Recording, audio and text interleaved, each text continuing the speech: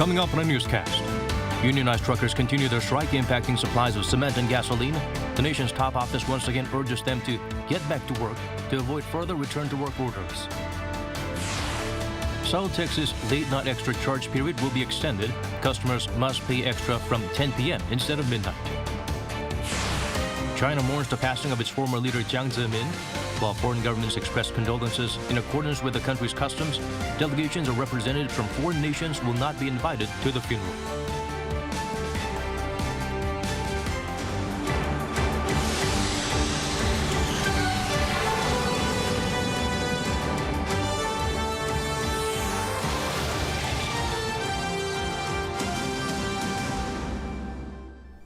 Hello and welcome to our newscast. I'm Daniel Che here to bring the latest. Let's begin with our top story.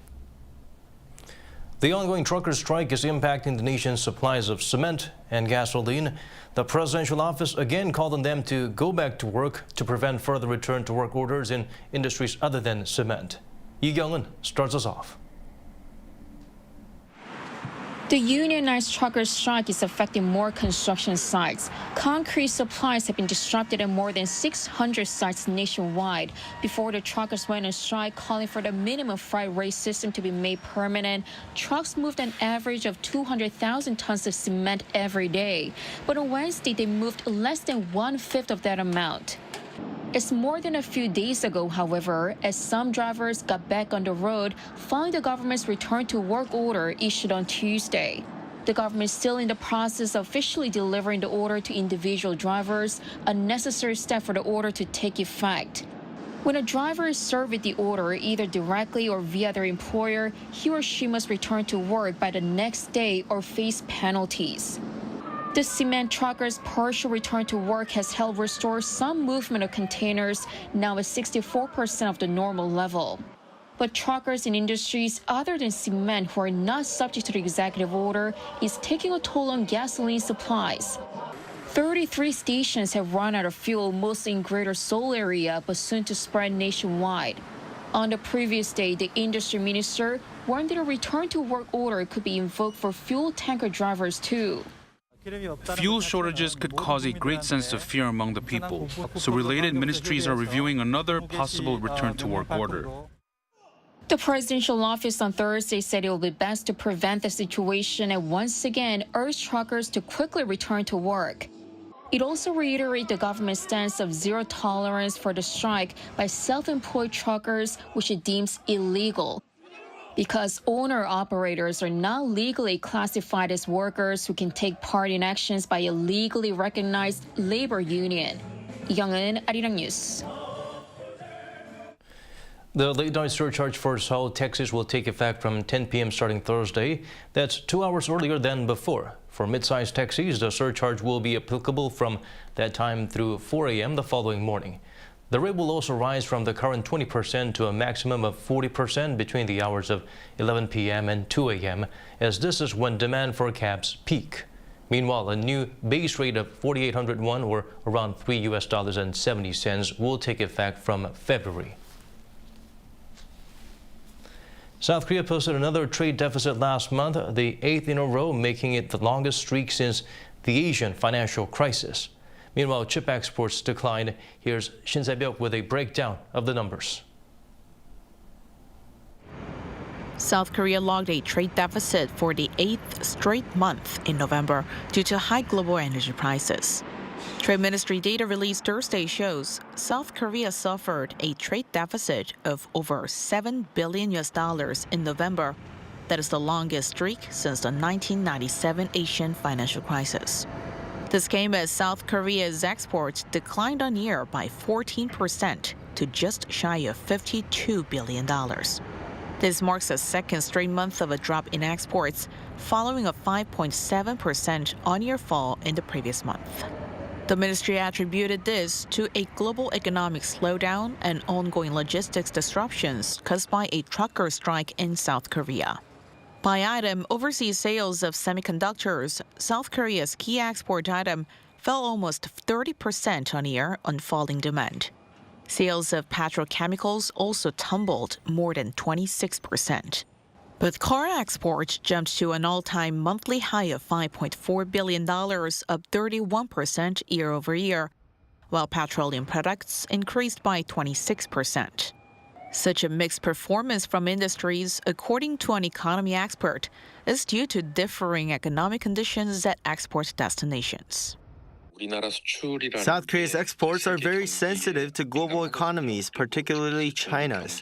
Beijing's zero-COVID policy apparently deteriorated towards exports, especially in manufacturing.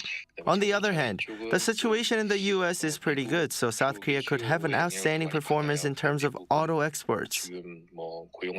In fact, by nation, exports to China slid more than 25% to around $11.4 billion, while exports to the United States rose 8% to nearly $8.8 billion. Meanwhile, imports were up 2.7% on year to almost $59 billion in November. Imports have exceeded exports in South Korea since April on high energy prices driven by the ongoing Ukraine war. This comes as South Korea relies heavily on imports for its energy needs. The country's energy imports surged more than 27% on year to over $15.5 billion in November. With expected high energy demand for the winter ahead, the same experts added South Korea should brace for a further import increases. 신세벽, Arirang News. The South Korean economy grew in the third quarter by 0.3%. However, expansion in Q4 is likely to slow down with exports weakening. Shin Ha-young helps us look beyond the digits. South Korea's economy grew slightly in the third quarter despite the global economic slowdown. The Bank of Korea reported on Thursday that the country's GDP, a barometer of economic growth, rose 0.3% on quarter in the July to September period. The data is unchanged from the central bank's earlier estimate in October. Growth slowed compared to the 0.7% growth in the second quarter due to weaker exports. However, the economy still saw an increase in GDP thanks to domestic demand. Compared to the previous quarter, domestic demand contributed more to the growth of GDP, but growth wasn't as strong as the previous quarter due to a fall in exports. Private spending jumped by 1.7% on quarter, while facilities investment rose almost 8%, driven by a higher spending on machinery and transport equipment. On the other hand, due to inflation and the rising exchange rate pushing import prices up, the contribution of net exports to GDP growth fell to minus 1.8% from minus 1% for the previous quarter. The same official from the BOK forecast that the country's GDP growth for this year could hit 2.6%, the same as the central bank's outlook made in August, even with negative GDP growth in the fourth quarter. One expert says weaker exports are likely to drag down the GDP growth in the October to December period. The growth of GDP in the fourth quarter is expected to be dragged down as exports are likely to decline under a global economic slowdown. Also, due to increases in taxes related to real estate, consumption is likely to shrink. The BOK's rate hike will discourage companies from investing. Meanwhile, South Korea's gross national income, the total amount of money earned by people and businesses, fell by 0.7%, recording a fall for the second straight quarter, mainly due to a rising trade deficit. Shin Ha-young, Arirang News. The time has come for the Federal Reserve to raise interest rates more slowly. That's coming from Fed Chair Jerome Powell, an announcement that sent stocks on Wall Street soaring. Kim Yo-sun helps us read between the lines. The U.S. Central Bank has confirmed smaller rate hikes to come as soon as December.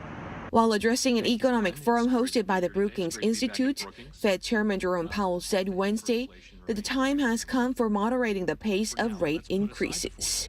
This echoes the latest statements from other Fed officials as well as comments from the Fed policy meeting held last month. The Fed has raised rates 6 times in 2022, including the last 4, which were each 0.75% increases.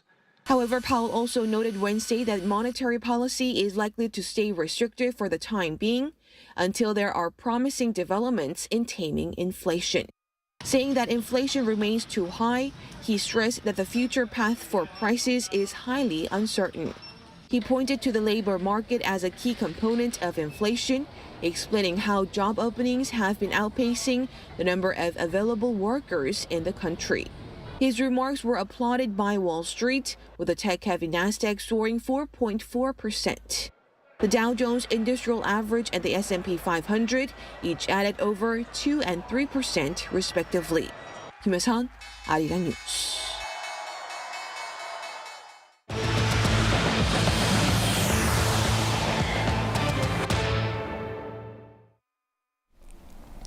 Elsewhere around the world, China is mourning the passing of its former leader Jiang Zemin. A memorial service will be held in Beijing on December 6th.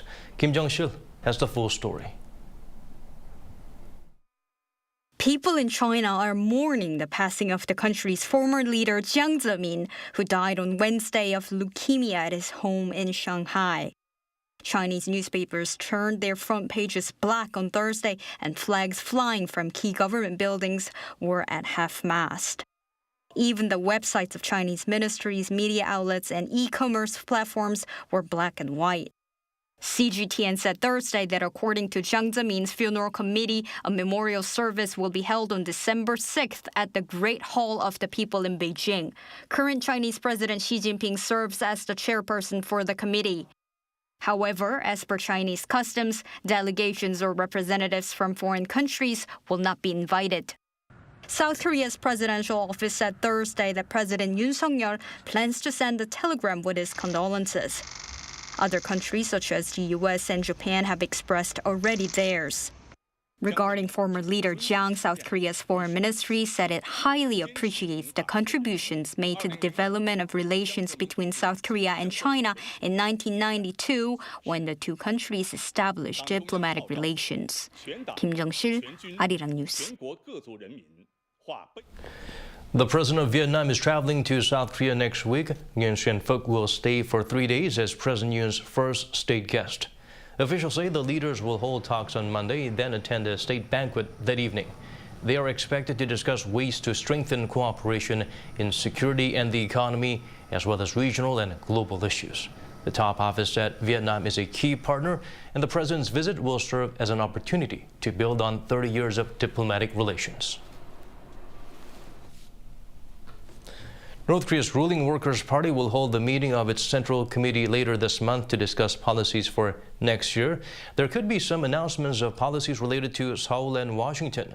The North state-run Korean Central News Agency said Thursday that the decision was made the day before in a session of the Politburo led by the regime's leader.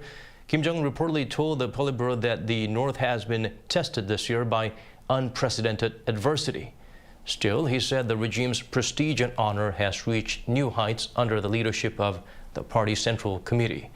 In the Central Committee meeting later this month, Kim could deliver a major speech in place of his annual New Year's Day address, which is skipped for the past few years. South Korea's Air Force officially launched its very own space operations squadron looked to strengthen defense capabilities in space. Thursday saw the squadron's launch ceremony. According to a press release, it'll be an upgrade from the already existing Space Operations Unit and will also perform space surveillance and satellite control missions. The head of the squadron, Major Kim Jong-ha, had previously pledged to develop it into the centerpiece of the nation's space operations. The squadron will also operate the ROK-US Space Integration Team during combined exercises and work to strengthen bilateral space cooperation. Several research institutes are projecting the number of new COVID-19 cases to decline in the next 2 weeks, though the size of the projected decline varies. On Wednesday, the National Institute for Mathematical Sciences forecast daily tally could fall at that point to around 25,000. That would be less than half of Thursday's figure, about 57,000. The Ulsan National Institute of Science and Technology estimates that in 2 weeks, the number of patients will fall to around 48,000. The South Korean government, however, believes the figures could continue to rise for a while as people spend more time indoors in the winter. The number of patients diagnosed with high blood pressure or hypertension has increased since the start of the pandemic. Health experts say even young people in their 20s or 30s should be cautious. Jung Eun-ju zooms in on this phenomenon. This 40-year-old man has been diagnosed with high blood pressure or hypertension during a medical checkup 2 years ago. As he wasn't overweight, he hadn't been worried about his blood pressure, a major cause of hypertension. When I visited the clinic and measured my blood pressure, it was around 150.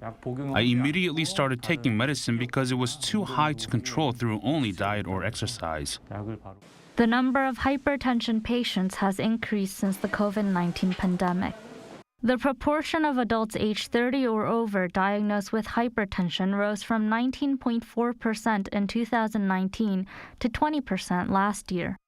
Only about 20% of hypertension patients in their 20s and 30s respectively recognized that they had high blood pressure. That's a significantly lower figure compared to the awareness rate of all adult hypertension patients, which is 70%. It has been found that hypertension patients in their 20s and 30s do not receive proper care in a timely manner, and only 11% are treated with antihypertensive drugs. The risk of cardiovascular disease increases by 1.6 times if hypertension patients don't take medication while controlling their diet. Even if you're young, if you've suddenly gained weight, get headaches, feel general weakness, blush easily, or feel changes in your body, it's advised to get a blood pressure test. Young people also eat out more frequently, so should be cautious of increased sodium intake. Experts advise consuming only 5 grams of salt per day. Since most foods contain 2 grams of salt, consuming 1 gram of salt per meal is an easy way to calculate sodium intake. Whether it's salt or soy sauce, think of it as 1 gram of salt for one side dish. Try to then eat 2 or 3 other side dishes without seasoning. Alternate eating between the unseasoned dishes and seasoned dishes. Exercising regularly is also necessary to prevent obesity, which increases the risk of high blood pressure. Experts recommend 30 to 60 minutes of moderate intensity physical activity at least 5 times a week. 정은주, Arirang News. This year marks the 10th anniversary of South Korea and the World Bank Group coming together to achieve green growth. Korea Green Growth Trust Fund has now supported 180 grant activities worldwide. Lee Dae-yeon tells us more. To achieve green growth, the World Bank Group has been supporting green, clean, resilient paths for developing countries. South Korea, as a developed country, has been actively collaborating with the World Bank. The Korea Green Growth Trust Fund, for example, or KGGTF, supports partner countries with their innovative and sustainable solutions, strategies, and investments. The KGGTF World Bank partnership is now in its 10th year, and its portfolio has increased to around $98 million and supports over 180 activities. It has been operating grant programs in 60 countries, such as implementing green solutions for waste management in Latin American countries and launching green cities and low-carbon industries initiatives in parts of Africa.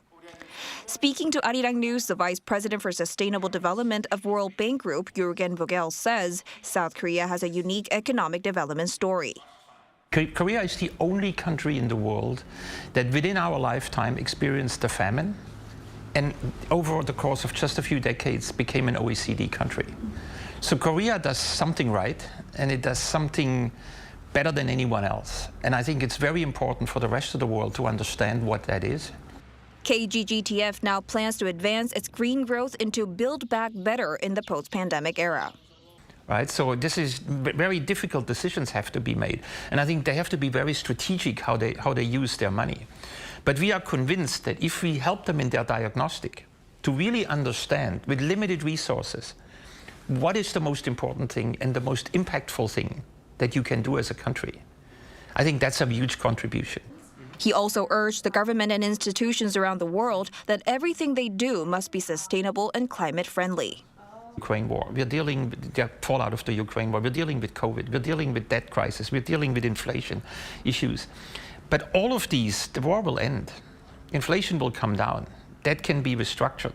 COVID will, be over one day. But climate change cannot be restructured. Climate change will not be going away one day or will be ending. It's there. And we need to deal with it. And we have very limited time to deal with it. He also added that the World Bank Group and South Korea are planning to further expand their green growth activities by helping client countries to cope with problems in sectors like agriculture, transport, and energy by dipping into the trust fund and providing additional resources. Lee Dae-hyun, Arirang News. Shifting our focus to a different story now. Incheon International Airport has partnered up with Riot Games to open up a new immersive gaming arcade, the first of its kind. This allows passengers to dip their toes in the gaming world before takeoff. Kim Hyun-sung has the details. Air travel just got more fun. Incheon International Airport on Tuesday opened up a gaming arcade in the departure lounge of Terminal 1. This makes Incheon the world's first airport to use esports for passenger entertainment. We wanted to make Incheon International Airport the funnest place in the world. We partnered up with the global gaming company Riot Games to open this arcade, and we hope our passengers come freely and enjoy this space. Riot Games is the developer of some of the most popular esports games like League of Legends and Valorant. And this arcade invites passengers into their gaming universe. Before travelers at Incheon Airport go overseas, they can take a mini trip to the gaming world at Riot Games Arcade.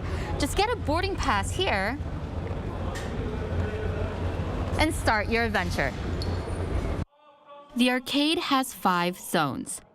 The Gamer Lounge for everyone entering the arcade, League Zone for League of Legends players, Valorant Zone for Valorant players, Mobile Zone for mobile and AR screen games, and an Art and Now Zone, where artist Graflex has collaborated with Riot Games to create this space. In these zones, passengers can play games for free, lounge around, and take pictures in the photo booth. Visitors can also get a stamp on the arcade's boarding pass for each mission they complete. We have our own universe. The gaming world also has regions and countries, and I thought the theme of going on a trip to these places aligned well with the travel hub, Incheon Airport. Promoters are here to kindly explain gaming even to those who don't know a thing about it. And I would like to recommend they try out the photo booth first. Just be careful not to fall in too deep and miss your flight. Kim Hyun-sung, Arirang News.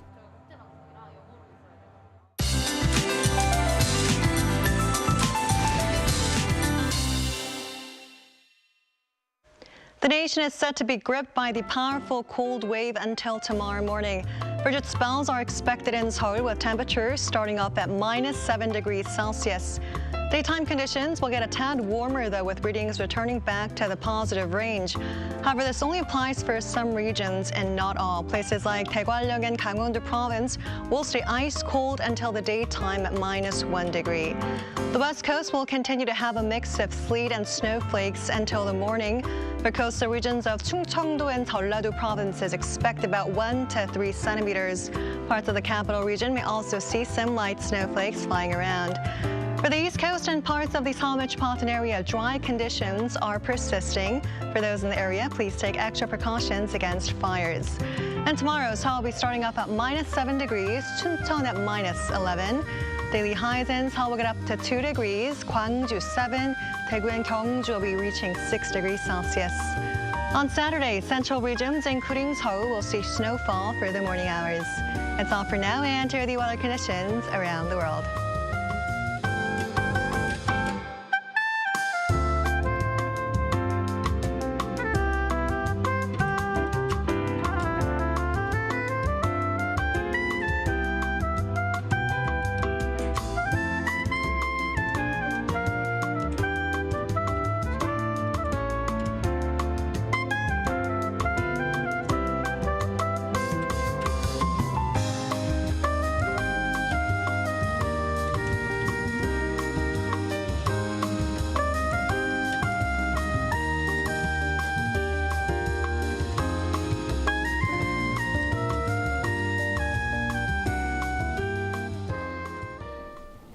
And that's all from us. As always, thank you for watching.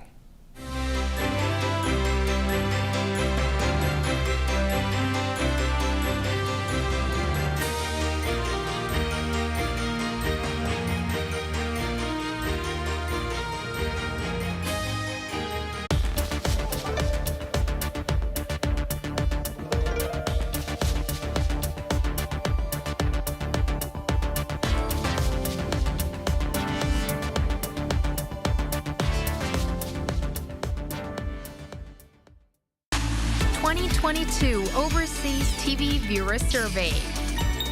To provide a better broadcast service, Arirang